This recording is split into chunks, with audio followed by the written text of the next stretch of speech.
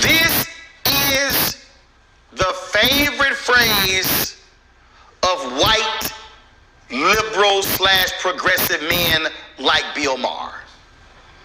Because these white men don't like the fact that they no longer are plan A, plan B, plan C, and plan D. Let me say it again. White fear ain't just about white conservatives. White fear is also about white liberals, white progressives, because the operative word is white.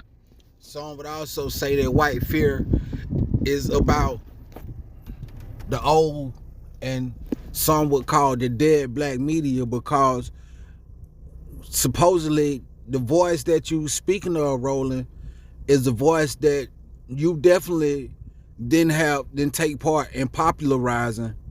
You know what I mean? Really, you taking nothing but opposite stances against that same voice that you proclaiming that you are a part of, and you really represent the voice of the establishment. So you here to sow dissension and run a bamboozle on your people to make your people think that what you saying is, you know what I mean, the truth and a part of the grassroots movement. But in all actuality, we know that that's, you know what I mean, 2 or 3 miles away from the truth, Roland.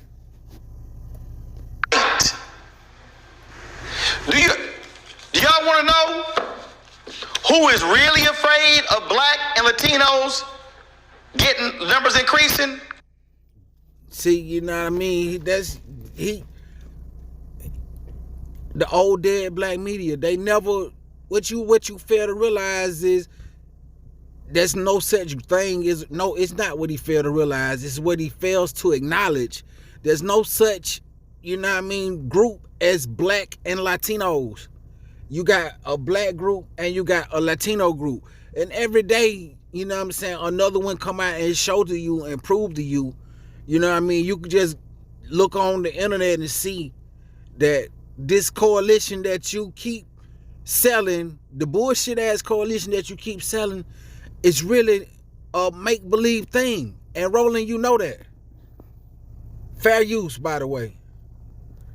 White Democratic strategists who control the purse strings to the billions of dollars because they don't want to see black strategists, black campaign managers, black media analysts, black pollsters, because these white Democratic strategists have become multi-millionaires off of these campaigns. It ain't no different. Nigga, you the one been out here saying you better vote blue. You better vote blue no matter who. You better vote blue no matter who. So yeah. So what are you saying? You played a big part in them winning the campaigns that you supposedly speak of. Oh my God. So what is the point of you saying this shit? Like, you know what I mean? What you trying to pull a bait and switch saying that it was you, but it wasn't really you? It was you. You were part of, you were with all this shit. These white posters and all this shit. Yes, it's you, nigga. You the one said vote blue no matter who. Roland Martin. Y'all don't get confused about what's going on here. So what Bill Maher says here, oh, they're getting boxed in by identity politics. Bill Maher refuses to Oh, by the way, just for the you know what I'm saying, surface level thinkers, nigga, no, I'm not on this video in defense of no fucking Bill Maher. No, nigga. It's just the point that, you know what I mean, you gotta delegitimize this dead black media because they at a point where they gotta figure out a way to latch on to what's going on in the new black media, and they gotta figure out a way to reinvent themselves.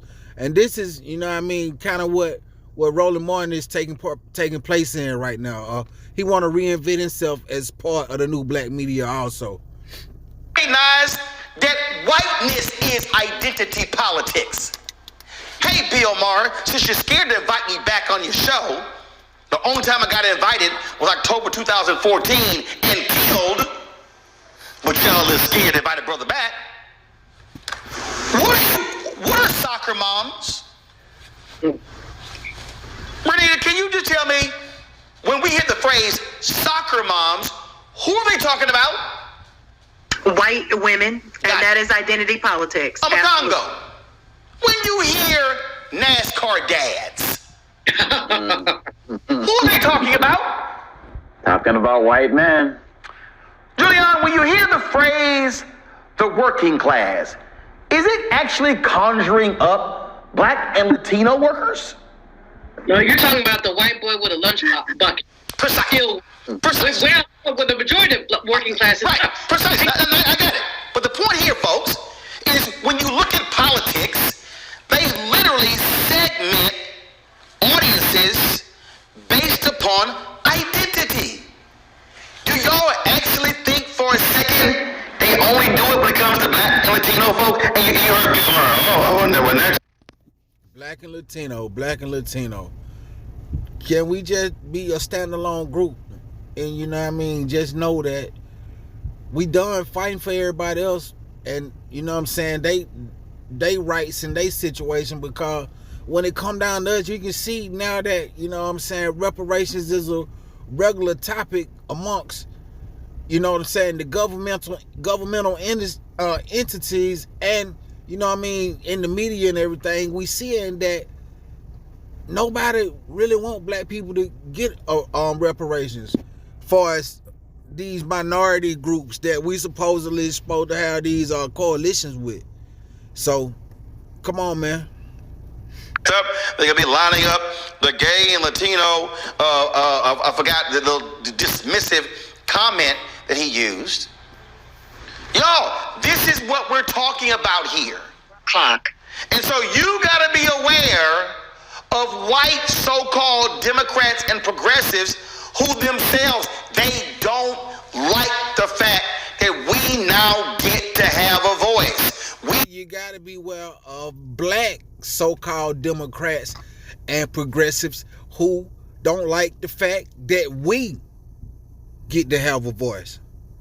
See, the words that you saying is, you know what I'm saying, is the same words that could be used to convict you of the crimes that you guilty of, Roland. So, you know what I mean, no matter how much you try to adopt the lingo, and you know what I'm saying, partially only minuscule parts of the mindset, just enough to say, oh yeah, you know what I'm saying, I agree with them on this right there.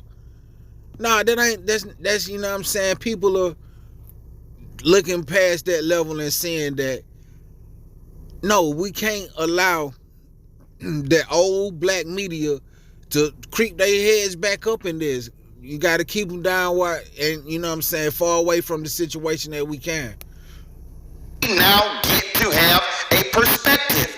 Bill Maher is one of those white men. And see, Bill Maher thinks because he slept with a lot of black women and he smoked weed with a lot of black people, he thinks he's a brother. You're not.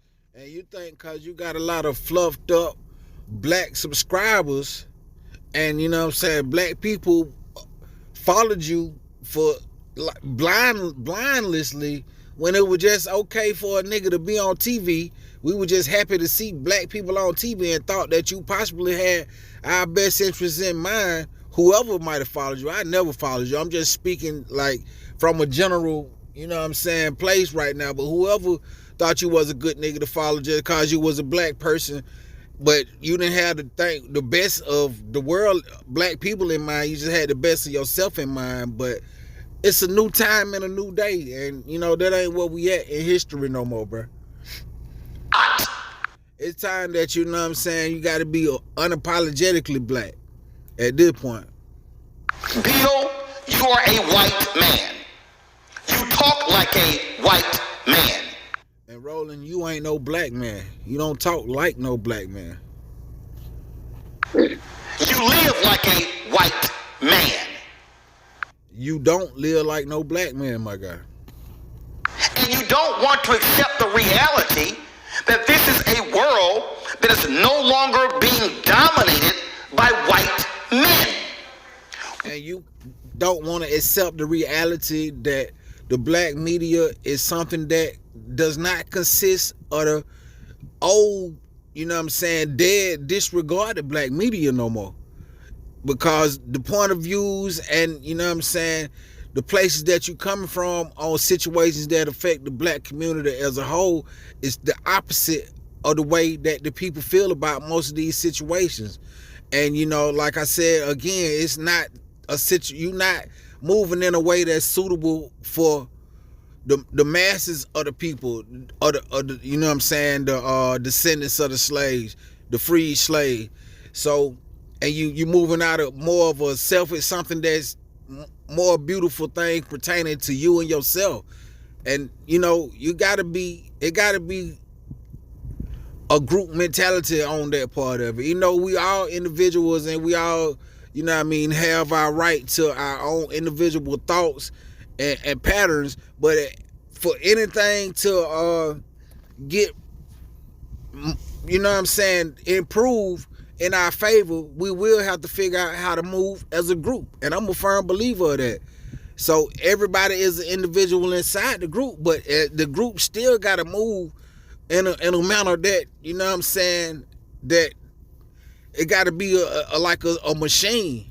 So we gotta figure out a way to get past a lot of shit. And like Neely Fuller said, we ain't gonna have, it ain't gonna be let's wait until we all love each other or none of that shit like that. No, you just gotta be operating in the best interest of the group, no matter what. Even though you might not agree with this part or what the group got going on, but if the majority of the group agree with it. So sometimes it ain't about what you think personally, how you feel personally. Sometimes it ain't about how I feel personally. You know what I mean? Sometimes, most of the time, I should say, it's not about how one person feel personally. It's about how the group feel and what the group deem is right. Just like reparations, we see that they got a attack on reparations, and they trying to change the meaning of it, trying to say reparations is everything but what we are saying that reparations is supposed to be. So that's something that we got to stand firm on, and you know what I mean, like we can't let them change the meaning of the shit. So you know what I mean, that's just what we got to do, what we got to come at it, what the angle we got to come at it from on that. What the hell?